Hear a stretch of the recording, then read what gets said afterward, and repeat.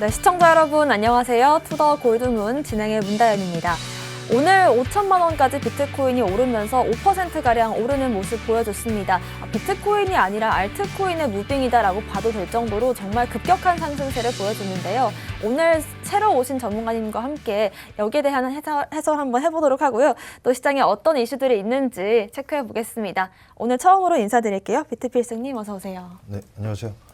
네, 처음 뵙겠습니다. 무적코인 발굴하는 비트필승 이영일 전문가입니다. 현재 악재와 호재가 쏟아져 나오고 있는 분기점인 선상에 놓여 있습니다. 이는 불안한 시장이면서도 이럴 때가 기회 선상이 아닌가 생각됩니다. 여러분들은 이러한 기회 장속에서 남들은 이렇다라는 얘기를 듣고 시장을 쳐다만 보는 관망자가 될 것인지, 아니면 카더라를 듣고 인용을 하면서 자신만의 틀이 없이 매매하는 투기자가 될 것인지, 아니면 또 혹은 선상에서 하나의 주축이 되어 투자를 앞으로 나가면서 투자를 하는 기회자가 될 것인지는 현 시대에서 선택이 아닌 필수라고 생각됩니다. 영상을 끝까지 시청하시면서 기회를 잡아가시길 바라겠습니다. 네, 투기가 아닌 투자를 하기 위해서 끝까지 방송 함께 하시면서 매매 전략 세워가시길 바라겠습니다. 비트마루님 모셔볼게요. 어서 오세요. 네, 안녕하세요. 반갑습니다. 네, 반갑습니다. 비트마루입니다. 오늘 오전이죠. 오랜만에 또 코인들이 반등하는 모습을 보여주고 있습니다. 아직까지 갈 길은 상당히 많고 멀고, 또 이제 지금까지 하락의 폭이 상당히 컸었기 때문에 지금 약간의 비트코인은 반등으로 우리 투자분들께서 다 기분 좋은 상승이다, 수익이다 할 수는 없겠지만, 그래도 이번에 상승 반등을 시작으로 점점 경제 위기들이 이제 없어지고 있는 모습을 보여주고 있고, 앞으로에 나와줄 이제 위기들, 예견되어 있는 위기들 같은 경우에는 비트코인이 충분히 새로운 자금으로서 역할을 할 수 있는 부분들이 있기 때문에 우리 투자분들 걱정하지 마시고, 또 이제 시장 상승에 대해서 같이 어느 코인들을 잡아야 되고 어떤 이슈를 봐야 될지 오늘도 방송에서 설명드리도록 할 테니까요. 끝까지 시청해 주시기 바라겠습니다. 감사합니다. 네, 시장 이슈부터 바로 체크해 보겠습니다. 먼저 악재부터 살펴볼 텐데요. 비트필승님. 네, 현재 러시아의 디폴트 우려, 즉 채무 상환 불이행이 야기되고 있는 상황입니다. 채무 불이행으로 국가부도 사태가 우려되고 있다라는 문제점이 가장 큰 문제점인데, 러시아의 경제 체제와 우리의 암호화폐랑은 어떠한 연관이 있는가라고 여쭤보신다면 생각해 봤을 때 가장 직접적으로는 러시아의 채권을 사들인 유럽에 타격을 입게 될 것이고, 그 다음에 연쇄적으로 미국이 영향을 미치면서 우리나라와 같은 신흥국들에 당연히 피해가 올 수밖에 없는 입장에 놓여 있습니다. 그러면서 금융위기가 초래되고 있다라고 말씀드릴 수 있겠는데, 시장이 위축되어 있는 것은 아닌가라는 근거 있는 우려를 해볼 수 있는 상황에 놓여 있습니다. 일단 16일인 오늘 채권 이자, 지금 만기일인데 이자가 지급 금액이 환화로 약 1,445억 원 형성되어 있고, 침공 이후 서방의 제재로 러시아의 외환 보유액 절반가량이 3,100억 원대가 동결된 상태인데, 현재 러시아는 지급을 하지 않겠다 표명한 상황이고, 지급하더라도 자신들의 화폐인 루블화로 지급하겠다라고 밝히고 있는 상황입니다.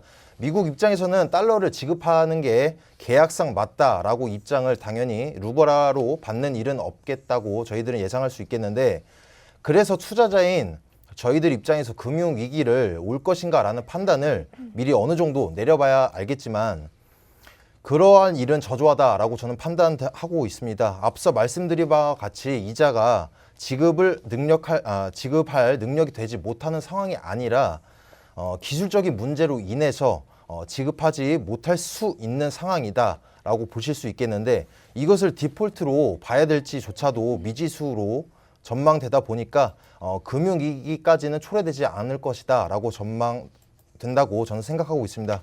일단 해결 방법의 예시로는 일시적으로 서방에 묶여있는 외환 보유를 풀어서 지급할 수 있고, 혹은 이제 타국가에 있는 러시아의 재산에 가압을 가해서 이자 대신 담보를 잡는 등 여러 가지 해결 방법은 충분히 있다고 생각되고 있습니다. 다만 한 달 정도의 유예 기간이 있기 때문에 16일 당일이 아니라 유예 기간 동안의 시간적 소모는 예상되면서 그동안의 변동성은 염두에 두셔야 되겠다라고 말씀드릴 수 있겠습니다. 네, 일단은 러시아의 디폴트 우려가 커지고 있는 상황에서 그럴 가능성이 좀 낮다라고 보여지는 이유들을 짚어주셨습니다. 비트마루님과 함께 좀 더 자세한 얘기 해볼게요. 네, 제가 오늘 가지고 나온 사실 악재의 뉴스도 러시아의 디폴트에 관한 이야기입니다. 저희 두 전문가가 같은 이슈가 겹치는 일이 거의 없는데 같은 이슈가 지금 나왔다는 것은 그만큼 시장에 또 큰 악재가 없다라고 또 풀이가 되기 때문에 방금 전에 이제 비트피슨 전문가님께서 말씀해주신 그 디폴트에 관한 이야기를 제가 조금 더 보완해서 좀 같이 말씀을 좀 드려보도록 하겠습니다. 자, 오늘입니다. 16일까지 달러 채권을 갚지 못하면 디폴트 선언이 된다라고 이제 나와주면서 이제 앞으로 전 세계 또 경제 위기가 또 다시 한번 오지 않을까라는 불안 심리가 반드시 있으실 거예요. 방금 전에 비트필슨 전문가님께서 말씀하셨지만 이자액만 1,457억이라고 합니다. 전체적인 지금 현재 러시아 채무는 187조예요. 정말 너무나 큰 채무를 가지고 있고 이 채무를 갚지 못하면 디폴트 선언의 위기가 나오는데 이 디폴트 선언 같은 경우에는 제가 이제는 빚을 빌렸는데 도저히 갚을 수가 없다. 갚을 수가 없기 때문에 저는 개인 파산 신청을 하겠다라고 하는 것이 이제는 디폴트라고 보시면 됩니다.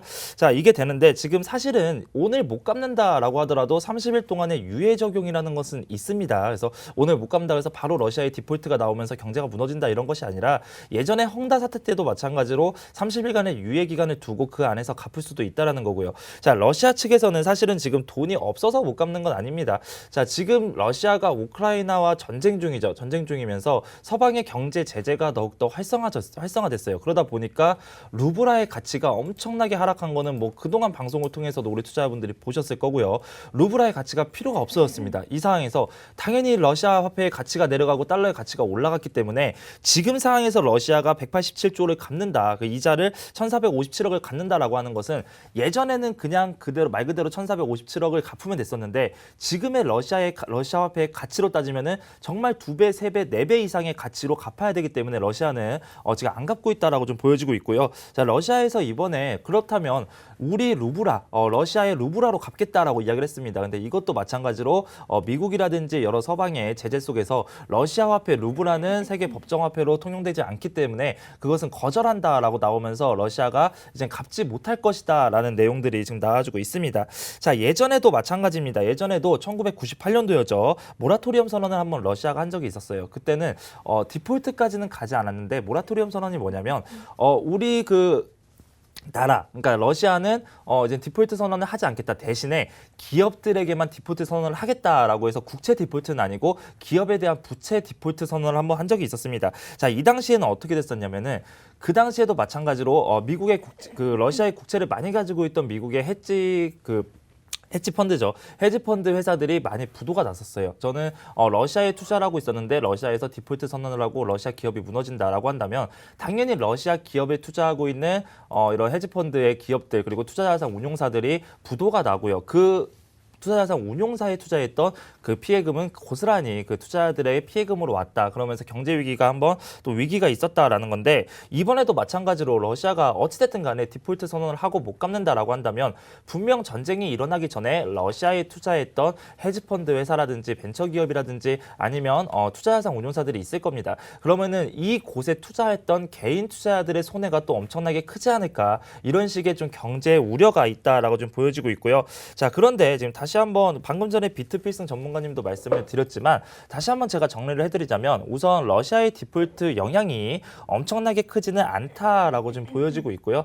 그 이유는 뭐냐면 방금 전에도 말씀을 드렸지만 러시아는 사실 지금 돈이 없어서 못 갚는 게 아닙니다. 전쟁에 대한 지정학적 리스크 물론 본인들이 만들긴 했지만 전쟁에 대한 지정학적 리스크로 인해서 지금 하락을 하고 있는 거기 때문에 러시아의 루블의 가치가 떨어졌고 달러의 가치가 올라갔을 뿐 러시아에 돈이 없는 건 아니기 때문에 그거는 상관하지 않는다라는 거고요. 두 번째는 뭐냐면 이런 디폴트의 위기, 평소 같았으면 이 디폴트의 경제 위기가 하나의 큰 이슈로 자리 잡아서 하락을 할 수가 있어요. 그런데 이제는 그게 아니라 이미 러시아와 우크라이나의 전쟁 이슈에 디폴트의 위기는 이미 선반영되어 있고 이미 예견되어 있었다라고 좀 보여지고 있습니다. 그렇기 때문에 이번에 이슈가 암호화폐 시장에 엄청난 타격을 받을 거라고는 생각을 하지 않고요. 자, 과거 국가들의 디폴트 상황들을 보면 자, 우리 투자자분들 매매를 지속적으로 하신 분들 아시겠지만 2020년도에도 사실 디폴트에 대한 위기가 있었습니다. 자, 그 당시에 어떤 위기가 있었냐면 아르헨티나 디폴트에 대한 위기가 있었어요. 자, 그러면서 자, 그 당시에도 아르헨티나가 국가 채무를 갚지 못한다.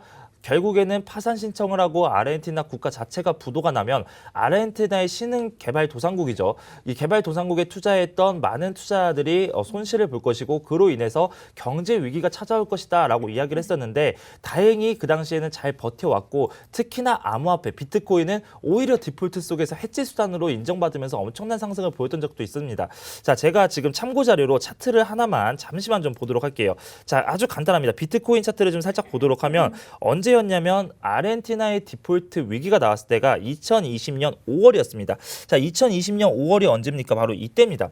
이 당시에 아르헨티나의 디폴트 위기가 나오고 코인도 떨어지고 이제 전체적으로 하락하는 거 아니냐라는 불안감 속에서 많은 투자자분들이 힘들어했었는데 오히려 어떻게 됐습니까? 이 이후에 엄청난 상승을 보여주고 있는 모습을 또 봤기 때문에 디폴트와 암호화폐랑은 전혀 상관이 없다. 암호화폐는 디폴트와 상관이 없고 경제 위기, 오히려 주식이 무너지면서 그 투자했던 기업들과 투자자들이 무너지면서 이제는 주식과 코인이 디커플링 될 수 있는 좀 기회가 될 수 있겠다. 그래서 위기가 아니라 이거는 기회다라고 좀 말씀을 드릴 거고요.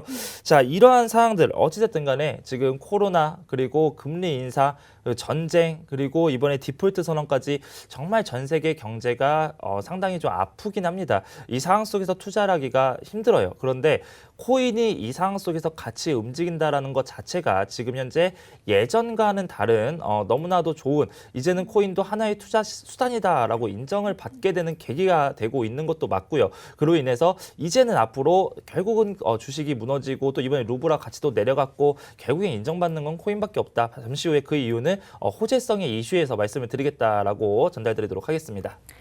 네, 오늘 16일이죠. 달러 채권에 대한 이자를 지급을 해야 되는데 만약 여기서 지불을 못한다라고 하더라도 30일간의 유예 기간이 남아있다는 점 참고하시면 좋을 것 같습니다. 러시아의 디폴트 위기가 좀 커지고 있는 상황인데 과거의 어떤 데이터들을 살펴본다면 2020년 5월에 아르헨티나가 디폴트 위기에 빠졌을 때 비트코인 상황들 한번 체크해보시면 좋을 것 같고요. 지금의 이 사태에 대한 시나리오를 우리가 그려볼 수 있을 것 같습니다. 특히나 비트코인의 가치 여전히 좀 잘 방어를 해주고 있기 때문에 잠시 뒤 호재에서 그 이유까지 짚어보겠습니다. 오늘의 호재 바로 살펴볼게요. 비트필승님. 네, 제가 오늘 가지고 온 호재는 두 가지가 있습니다. 일단 먼저 비교적 작은 호재를 먼저 말씀드려보면은 그저께 있었던 일론 머스크에 이어 멕시코의 3위 부자도 매도할 생각이 없다라는 걸 기사로 접하실 수 있겠습니다. 그레이스 스케일 또한 저번 주 한 주 동안 리포트된 내용을 보시면 가장 많이 매수한 비트코인과 이더리움을 매도하지 않고 홀딩하는 모습 확인이 가능하겠습니다. 이는 엄청난 호재로서 작용하지는 않지만 수면에 드러나 있는 고래들인 만큼 위축되어 있는 투자자들의 심리를 일으켜 세우는데 촉매제로 작용할 것으로 보여지고 있습니다. 그리고 무엇보다도 중요한 호재는 이번에 다가올 큰 지표로 25일부터 러시아의 증시가 개장이 예견되어 있습니다. 러시아의 증시와 암호화폐가 무슨 연관이 있냐라고 의문점을 제시하실 수도 있겠지만 스위프트 베젤라는 경제적 고립을 당한 상태에서 루브라의 가치가 절반 정도 하락하면서 엄청난 뱅크런 사태가 일어났었는데 러시아의 증시가 개장된다면 급한 개인 투자자들은 의식주를 해결하기 위해 현금화하려는 모습이 강해질 것이고 조금 여유 있는 투자자들은 전통적인 안전자산인 금을 매입하거나 대체 수단으로서 암호화폐로 유입될 가능성을 배제할 수 없겠습니다. 뱅크런은 전염성이 강하다 보니까 공포의 심리가 건전한 은행들에게도 영향을 미칠 가능성이 다분하기 때문에 러시아의 경제는 공황에 빠질 가능성이 큽니다. 그렇다면 러시아의 자국민들 입장에서 생각해 보신다면 잘못한 게 없는데 가만히 있어도 화폐 가치는 하락하고 인플레이션이 가속화될 것이 분명한데 기존의 중앙체제 시스템인 은행과 정부의 신뢰도 저하로 이어질 것이고 또 이제 단기적으로 암호화폐 수요가 몰리면서 단기적인 상승을 요할 것으로 보이면서 이제 대체 수단의 실사례로 주목받으면서 자산의 입주를 넓혀가는 지표가 되면서 장기적인 관점으로 세계적으로 수요도가 증가할 것으로 전망되기 때문에 러시아의 증시 개장을 눈여겨보셔야 되겠다라고 전망에 대해서 말씀드려보겠습니다.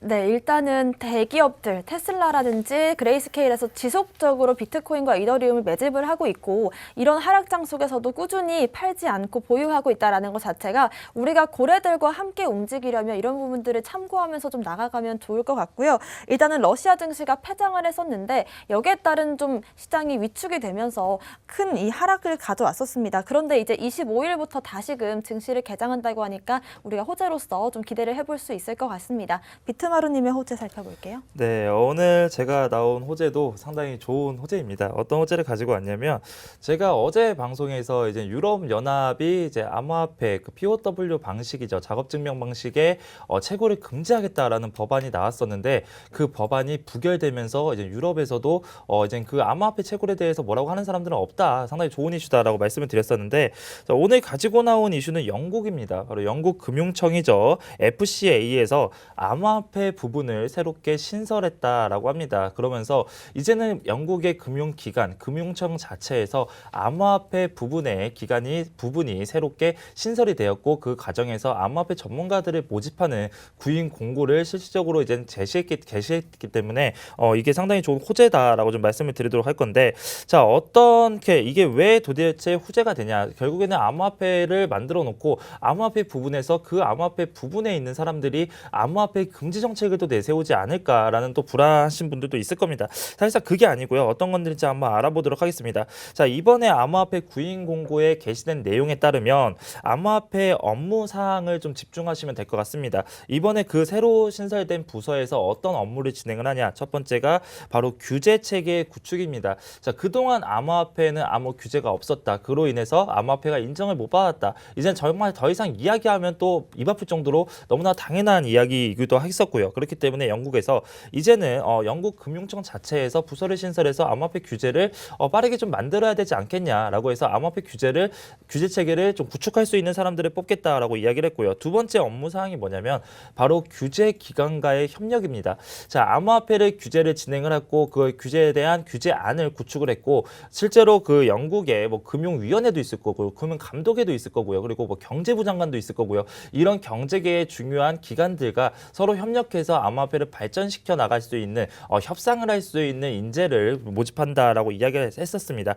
자, 사실 영국 금융청에서 이렇게 암호화폐에 대한 부서를 새롭게 신설한 거는 좀 의외이기도 해요. 왜 의외냐면 자, 지난 11일입니다. 이번 달 11일에 영국의 금융청 FCA에서 갑작스럽게 명령이 하나가 내려옵니다. 어떤 명령이 내려왔냐? 영국에 있는 비트코인 ATM기를 폐쇄해라라는 명령이 내려왔어요. 자, 그러면서 영국에서 비트코인 ATM기가 빠진다. 분명 비트코인 ATM기가 전 세계에 많아지고 있는 것은 호재라고 했는데 영국에 전체적으로 빠지게 되면 이제 또 수요와 공급이 줄어들면서 암호화폐 시장이 흐지부지되고 또 없어지는 거 아니냐라고 또 문의를 해주신 분도 있었습니다. 자, 그런데 왜 영국 금융청에서 11일에 ATM기 폐쇄 철수 명령을 내렸냐면 마찬가지로 확실한 규제 준거가 필요하다. 그래서 지금은 규제가 없는 상황에서 ATM기를 아무 때나 입금하고 아무 때나 빼는 것이 아니라 이제는 부서를 새롭게 신설해서 규제를 해줄 테니 그 안에서 투명하고 공정하게 매매를 진행하자라는 뜻으로 해석이 되기 때문에 이런 것들도 오히려 호재로 작용될 수 있다라고 좀 말씀을 드리도록 할 거고요.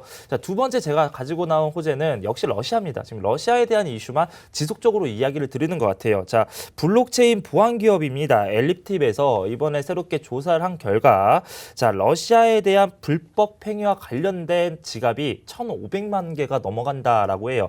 포착된 게 1,500만 개가 넘어가는데 불법 지갑이라고 제가 말씀을 드렸었죠. 러시아와 관련된 불법 지갑, 자금 세탁 관련 지갑은 분명히 나쁜 겁니다. 그런데 1,500만 개라는 엄청난 수의 지갑이 발견됐는데 왜 제가 이거를 악재 뉴스에 포함시키지 않고 호재 뉴스에 포함을 시켰냐? 자, 이거 왜 그러냐면 1,500만 개의 디지털 지갑이 나왔는데 그 안에 들어있는 돈이 상당히 많습니다. 그래서 대부분 아직까지 확실한 추적은 불가능하지만 그 1,500만 개의 지갑을 역추적해봤더니 결과적으로 러시아 권력층이라든지 신흥 부자들 그리고 기관들의 지갑이 상당히 많았다라는 거예요. 그래서 그거는 뭐냐면 우리가 처음에 러시아와 우크라이나 전쟁이 나오고 또 이제 미국이 러시아에 대한 경제 제재를 했을 때 암호화폐 투자자들이 항상 외치는 게 있었습니다. 결국엔 암호화폐로 들어온다. 그 자금은 암호화폐로 들어올 것이고 루블화 가치는 하락한다. 결국 암호화폐가 승리자다라고 이야기를 했었는데 지금 이번에 1,500만 개의 계좌를 보니까 실제로 그래 왔다라는 거예요. 자, 경제 제재가 나왔죠. 그러면서 루블화 가치가 폭락했죠. 러시아의 주요 부자들은 지금 암호화폐로 들어오고 있죠. 그 계좌가 1,500만 개가 넘어갔죠. 이제는 정말 어떠한 수단과 방법을 바르지 않고 해치 수단은 암호화폐밖에 없다라는 겁니다. 러시아 부자들은 러시아 신흥 재벌들 그리고 러시아 권력층들이 절대 뭐 코인을 투기로 해서 지금 상황에서 투자를 한 건 아닐 거잖아요. 그래서 그렇다면 왜 러시아의 권력층들이 암호화폐로 들어갔냐? 지금 루브라의 가치가 떨어지니까 새로운 해지 수단을 찾기 위해서 금을 살 수는 없으니까 암호화폐를 샀다. 예전에는 모두 다 금을 샀다든지 아니면 돈을 잔뜩 빼놔서 어디 지하 창고에 몰래 숨겨놨다든지 이렇게 썼는데 이제는 그런 게 필요가 없어지고 인터넷 디지털상에서 암호화폐를 매수하면 된다. 그렇기 때문에 영국도 마찬가지고 이번 미국도 마찬가지고 이번 기회를 계기로 해서 암호화폐에 대한 대대적인 규제안이 나와줄 가능성이 있고요. 자, 대대적인 규제안이 나오면 절대로 암호화폐 악재가 아닙니다. 호재로서 이제는 비트코인은 자리 잡고 있고 법적 화폐로서의 충분한 역할 그리고 세계 공용 통화로서의 역할까지도 할 가능성이 더욱더 많아지고 있기 때문에 이런 것들은 오히려 호재다라고 좀 말씀을 드리도록 할 거고요. 자, 지속적으로 왔다 갔다 하면서 지금 전체적인 경제 시장이 안 좋다라는 거는 뭐 다 알고 계시죠. 전체적인 경제 시장이 무너지고 하면서 암호화폐 시장 같이 타격을 받았습니다. 그런데 지금도 오늘도 올라갔다가 내려갔다가 비트코인이 오늘 5%까지 올라갔다가 또 다시 지금 보니까 0.9%로 또 내려갔네요. 이게 올라갔다 내려갔다 변동성이 커지는 와중에 지지라인은 잘 잡아주고 있고 저항대 라인도 잘 잡아주고 있고 결과적으로는 지금 매매하는 사람들은 비트코인은 단기 투자자들, 그러니까 단타를 좋아하는 투자자분들이 이렇게 우르르 몰렸다가 우르르 매도했다가 이렇게 지금 진행을 하는 거일 뿐 전체적인 암호화폐 가치로는 전혀 상관이 없다라고 좀 말씀을 드리도록 하겠습니다. 네, 우리가 두 가지 호재를 좀 짚어보면서 지금 시장을 이겨내면 좋을 것 같은데요. 영국 금융청에서 암호화폐 부문을 신설했다라고 합니다. 이게 악재가 아니고 또 제재하기 위한 것도 아니라는 게 포인트인데요. 규제 체제를 좀 만들어 나가고 앞으로 이제 규제 기관들과 협력을 하겠다라는 의도로 보여지고 일단은 암호화폐 시장 자체가 좀 주류 자산으로 들어오려면 이런 규제가 꼭 필요하다라고 보여집니다. 그리고 러시아 관련해서 이제는 암호화폐 주소가 1,500만 개 이상의 제재 관련된 주소 들이 나왔는데요. 여기서 상당수 권력층들이 좀 해칭 수단으로서의 비트코인과 테더를 매집하고 있다는 게 포착이 됐습니다. 그렇기 때문에 지금의 이 비트코인 가치가 우리가 생각하는 투기성 이런 자산이 아니라 이제는 해칭 수단으로서 주식과 또 디커플링 될 수 있다는 점 체크해 주셨습니다. 오늘의 이슈 살펴봤고요. 저희는 잠시 뒤에 코인콕으로 돌아오겠습니다.